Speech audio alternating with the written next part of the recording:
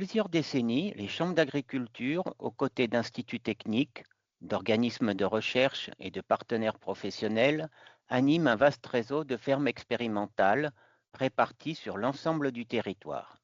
Véritables laboratoires à ciel ouvert, ces structures permettent de tester, valider et diffuser des innovations directement applicables dans les exploitations agricoles.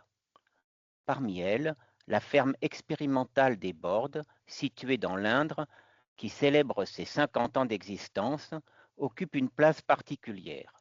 Quelle en est son histoire? Quels ont été au cours de ce demi-siècle les essais les plus prépondérants ayant eu des applications concrètes sur le terrain? Qui décide et comment est organisée sa gouvernance?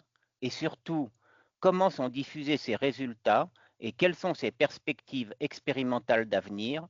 Les réponses avec Arnaud Labesse de la Chambre d'agriculture de l'Indre. Moi, Arnaud Labesse, je suis avant tout agriculteur, installé depuis 2006 sur la commune de Chassignol en GAEC avec mon épouse, avec un atelier charolais bovin viande de 100 mères vaches, production de broutards et engraissement des femelles, 100 hectares de culture, et puis un atelier transformation en pâtes et en farine, pâtes de blé dur et farine de blé tendre, donc sur 240 hectares. Je suis élu à la Chambre d'agriculture de l'Indre, membre du bureau de la Chambre d'agriculture de l'Indre, et à ce titre, j'ai été désigné pour siéger à la ferme expérimentale des Bordes, où j'ai été élu président. Est-ce que, en quelques mots, vous pouvez nous détailler un peu l'historique de cette ferme expérimentale? Alors, c'est une ferme dont on a fêté les 50 ans cette année. Donc, acquisition de la ferme en 1975 avec en partenariat Arvalis, du moins qui était à l'époque l'Institut du végétal, l'ITCF. Et les chambres d'agriculture, donc à la base, il y avait la chambre d'agriculture de l'Indre, du Cher, de la Creuse et de la Haute-Vienne. Donc il y a eu l'acquisition de cette ferme dans le but de travailler sur le pâturage, la valorisation des fourrages. Donc c'était le but d'avoir une station de recherche appliquée. Que vous pouvez nous détailler actuellement comment se présente cette exploitation aujourd'hui? Les partenariats ont évolué. La Haute-Vienne a souhaité quitter le partenariat et il y a la Chambre régionale Nouvelle-Aquitaine qui est rentrée dans la ferme.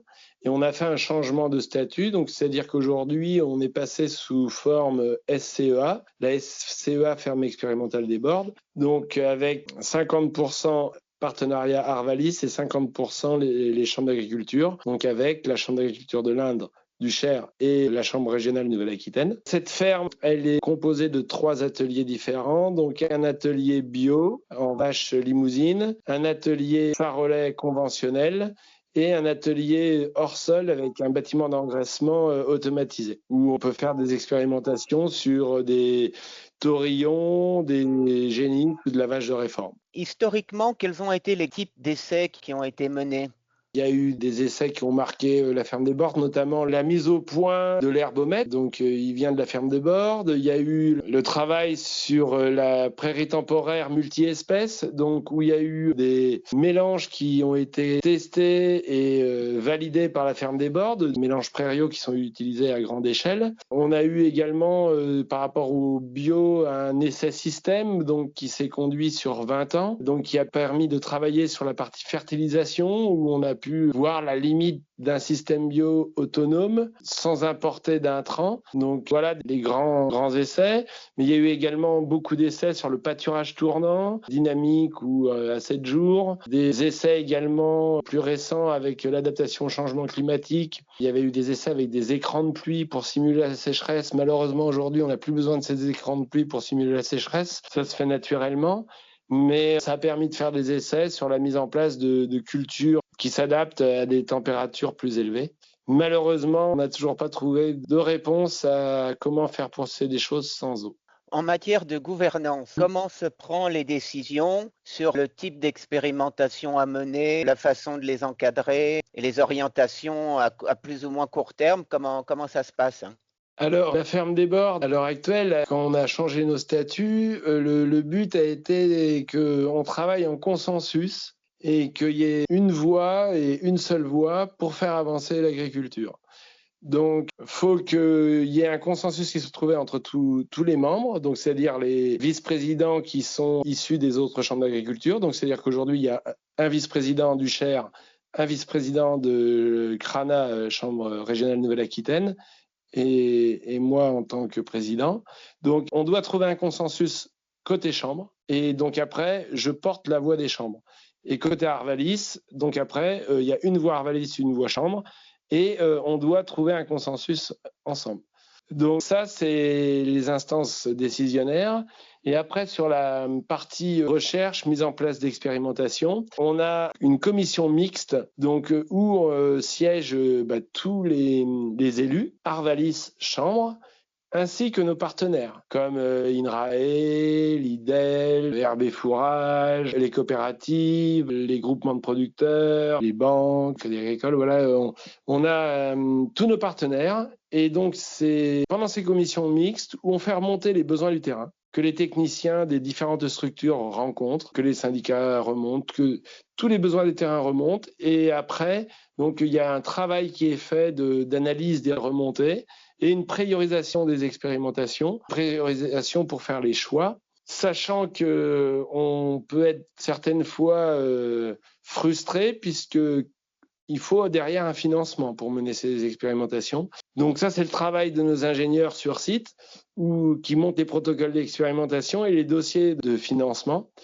Et malheureusement, certaines fois, on aimerait bien travailler sur des thèmes, mais le manque de moyens financiers ne permet pas d'aller au bout. Donc voilà un petit peu le cheminement d'une expérimentation.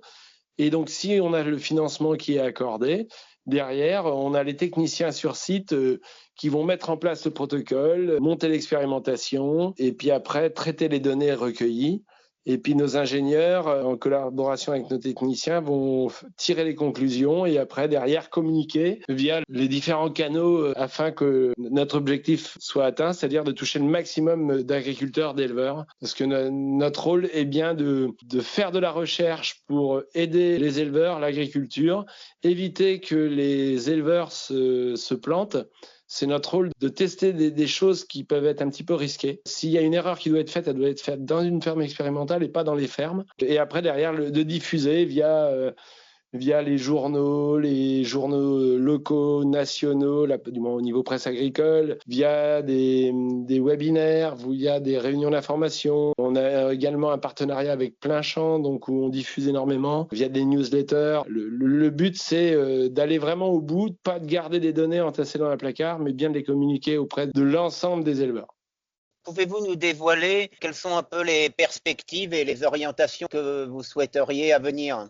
Donc, comme toujours, on travaille sur l'adaptation au changement climatique. Là, on est en plein dedans. On voit ce qui se passe sur tout le territoire français avec les épisodes de canicule, de sécheresse. Donc, l'adaptation au changement climatique, c'est quelque chose qu'on a travaillé, qu'on travaille et qu'on va encore travailler demain. Il y a un projet également de travailler là avec EDF, ENR sur un parc d'agrivoltaïsme, mais au niveau expérimental, donc sur 2 hectares, où on va travailler sur la rotation de culture en polyculture élevage, donc avec de la prairie et de la prairie pâturée ou de la prairie fauchée. Donc ça, c'est à moyen terme. Là, c'est un projet qui devrait voir le jour d'ici 2 ans. Ce projet, on est bien dans un système expérimental et avec des résultats neutres. C'est-à-dire qu'on veut garder la maîtrise de nos résultats, comme toujours, et être neutre dans la communication. Et c'est un projet qu'on veut d'étudier de la mise en place d'un parc agrivoltaïsme, l'impact sur le sol, l'utilisation et derrière le démantèlement. Donc c'est un projet qui s'inscrit sur du long terme pour pouvoir permettre de donner des éléments techniques pour des futurs projets et éviter qu'il y ait des choses aberrantes qui puissent partir sur le terrain. Donc voilà en termes d'innovation. Et puis derrière, on continue à travailler sur l'engraissement avec, là on est parti sur des ensilages. On a testé également et on va retester de la sylphie, une plante qui est plutôt résiliente au niveau eau. Donc on a déjà une première série de données, mais on doit approfondir.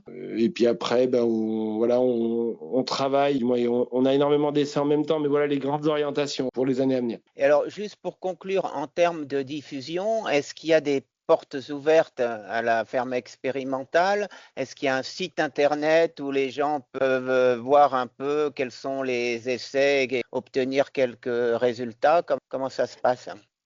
Alors là, on vient de faire un gros événement les 50 ans qui a été un petit peu contraint par les températures qui étaient extrêmes à ce moment-là. Donc on a été un petit peu déçus malgré une fréquentation quand même de 1100 personnes. Mais voilà, on aurait peut-être pu faire mieux si les températures auraient été avec nous. Après, il y a des journées techniques qui sont faites annuellement. Donc, où il y a une communication via le réseau Chambre d'agriculture qui sont ouvertes aux éleveurs et aux techniciens Chambre d'agriculture et autres, tous les techniciens liés à l'élevage. Et après, au niveau site internet, justement, on vient d'embaucher quelqu'un pour la communication, pour retravailler un petit peu là-dessus, puisque aujourd'hui, la ferme des Bornes n'avait pas de site internet, donc là, il va y avoir quelque chose qui va être créé.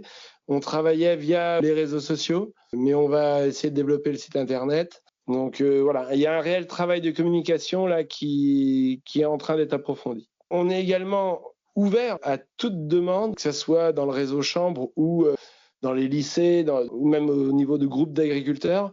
On est ouvert et on est accessible pour des demandes spécifiques sur un thème précis pour venir sur place tout au long de l'année, répondre aux demandes ou faire une formation. Voilà, c'est un lieu qui est ouvert où on se doit d'accueillir et on est au service de l'agriculture du territoire.